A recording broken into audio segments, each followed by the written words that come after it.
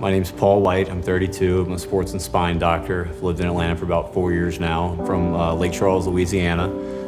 Grew up in a good, strong Christian family. Hung out with the right friends, did the right things. People would say I was probably a pretty good kid. Kind of got through to about 18, focused on tennis in school, ended up going to college. Got extremely busy and kind of put Jesus in the back of my mind. He was never gone, but it was one of those things where I just got so busy, I almost kind of forgot about him.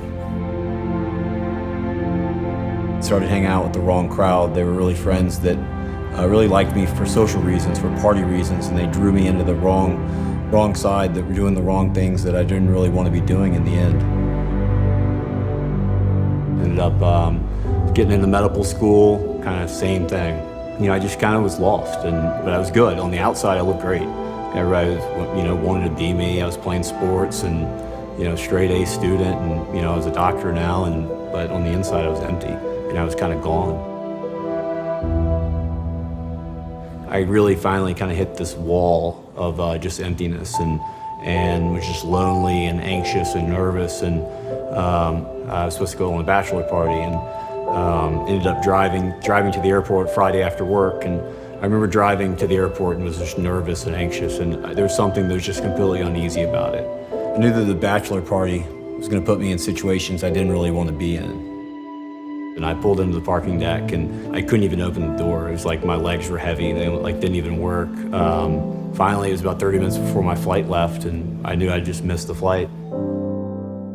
At that moment, I called my mom, and she happened to be coming in town that weekend. I picked my mom up at MARTA. We were about 5 minutes late for church, and we were standing in the aisle. It was completely full, and it was at the time we're about to go to overflow. We're standing there, and this girl falls out of the aisle right down on my feet. And a door holder at the time runs up to me and says, is there a doctor? Can someone help? And I was able to assist her and help her up.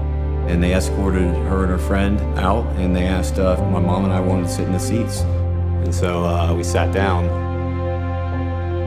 Something started to hit home. I felt like this sudden heaviness start to draw away. And I remember Louis coming on the beginning to speak. It was September 13th. And Louis began to speak, and it was Vision Sunday. I knew the message of grace and faith. I was raised like that. I remember that message when I gave my life to Christ. But something was different that day. That emptiness was still there, but it was almost like I knew what the next step was. And I felt like I was at that point too, where I was just ready to surrender and let Him lead my life. So at the end of the gathering, we were walking out, and I said, "Mom, I'm gonna go to the access room," and she started crying, was so excited, and we walked over there. I remember praying, and it was like I just picked up right where I left off. Jesus met me right there. That cloud of heaviness almost was lifted. I felt like I was forgiven, and it was just the most amazing feeling I had really ever felt. So I left, I walked out and lit a light bulb in the top right corner of the J. Sometimes you feel like people think you have it all together, and on the inside you're broken and you're exhausted, and it's okay. It's okay to be broken. It's okay not to have it all together. We're forgiven. We have grace through faith. Knowing that I can turn to Jesus, that's comfort. That's abundance. The day-to-day grind isn't so bad when you have the cross.